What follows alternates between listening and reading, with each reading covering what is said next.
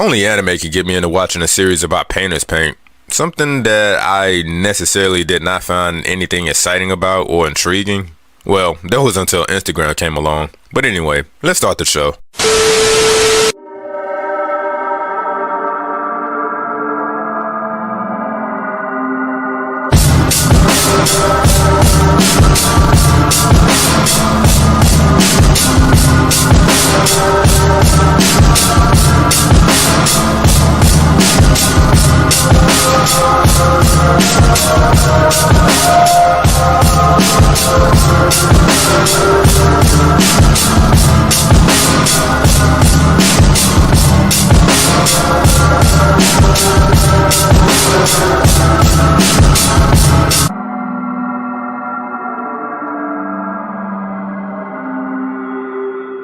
What's up, ladies, gentlemen, everything in between and on the outskirts. Welcome to yukhazara Anime, where I will attempt to give my thoughts in a reviewer's type of manner on anime that either I've been watching or recommended by people for me to take a look at. Today we're going to be talking about Blueperiod, which is an anime adaptation deriving from the manga that was created by Tsubasa Yamaguchi, with their first project being Kanojo to Kanojo no Neko, a series of small animated semi-autobiographical shorts chronicling the normal days this cat and his young lady share with each other. As somewhat normal or even boring as that sounds, I actually found it quite emotionally satisfying. You should check that out when you find the time. But anyway, with Studio 7 Arts being at the helm of the animation production, Blueperiod was brought to life.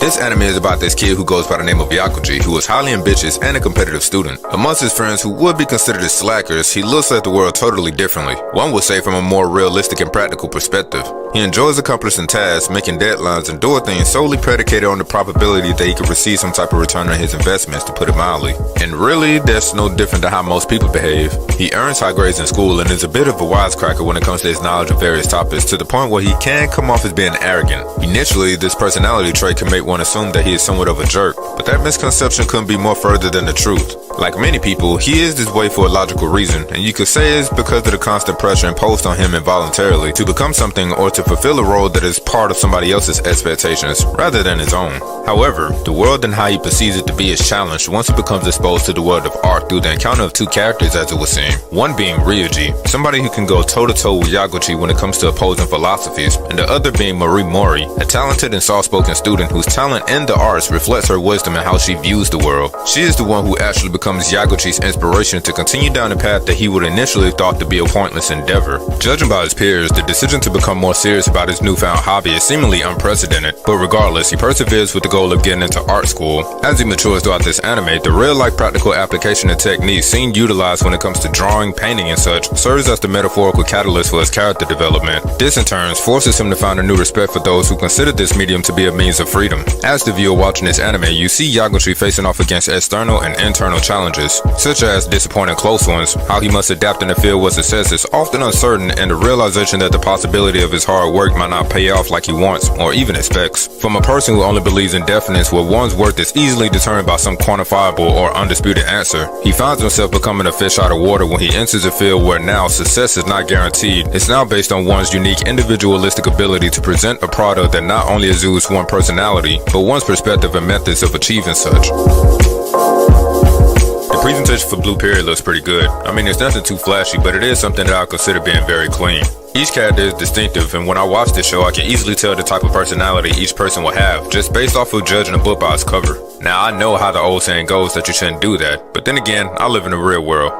Sorta. And just observing human beings, people do it every day. So there's that. Since the primary focus of Blueperiod is based on art, it's no surprise that the different art pieces presented makes it quite obvious where the most detail was placed in regards to the illustration and animations. The main character, especially within this one pivotal scene, reminded me of similar character models found within the Persona game series, but that's just me. Speaking of the main character, seeing him go through the many emotional changes is very well relayed, from moments where he's happy to moments where he isn't feeling too great. This goes for the other cast members as well, and they do a good job of kind of hitting the nail on the head, especially when the viewer is paying close attention. You see, there'll be moments where you'll be seeing characters smiling, knowing good as well what they said in no way, shape, form, or fashion warrants it. In many cases, it's damn near contradictory to their behavior, but it adds a bit of an interesting conflict the viewer can unravel. The greatest moments is when you see the expressions of those who find success or has come to terms with what they truly desire. But overall, yeah, the animation looks pretty alright. As for the music, The music of Blue Period was done by EP Inouye and serves this anime with some of the best calming and cerebral music invoking thought. From listening to the original soundtrack, I heard songs that was quiet and centered around a classical piano style with string instruments coming in to serenade the listener. My favorite tracks are Trial and Error, where the song goes through a couple of changes. First coming in with this almost otherworldly-like sense, only to then be introduced to these simple and yet curious felt keys. Then it fleshes itself out with a string of calming and warm notes to be accompanied by this beautiful but haunting vocals. This song feels nice, but has an underlying creepiness that's buried within it. Speaking of calming, the song that follows Simple Pleasure is just comforting in all of its essence. The plucking strings of an acoustic guitar followed by what seems to be taking center stage, which is a series of violins or violas playing, kinda makes this song feel warm. But if you haven't noticed yet, there's nothing but string instruments all over this original soundtrack. And really, it sounds pretty amazing. I will post links to where you can check it out for yourself. But let's wrap up this review, shall we? This anime talks about the uncomfortable feeling of pursuing something you dream and love doing versus just doing something you're good at. Yaguchi is a perfect student who possesses the intellect and wit to go on to pursue things to make him and the people around him better off. Unfortunately, that will come at the cost, which is his own happiness. The question is, would you invest time and energy into something that fulfills one's desire to express, let alone reflect their own definition of fulfillment, or out of safety of the known and familiar, do something that just, well, let's just be honest, pays money. Just because somebody is good at something does not mean that one should assume it makes that person happy doing it. Based on Yakuji's behavior, I'll say that in some regards his choice was a selfish one, but one he shows no regrets of doing. Personally, I, and like many others who are on their own unique path to life, will come to this somewhat fork in the road. It's these type of decisions that one could determine the outcome of one's purpose and ultimately, one's destiny. This anime touches on many common things that real-life artists wrestle with, like confidence in one's own ability when comparing themselves to others who may be prodigies, realizing those that have natural talent versus those who have spent time sharpening their skills through experience and repetition, becoming more comfortable in one's own style while appreciating others, and learning about artists through their actual art. I guess if I was to make it a thing to give a one-word topic that this anime relates to me, that would be individuality. The very thing that makes a person stand out amongst other contemporaries as a unique individual.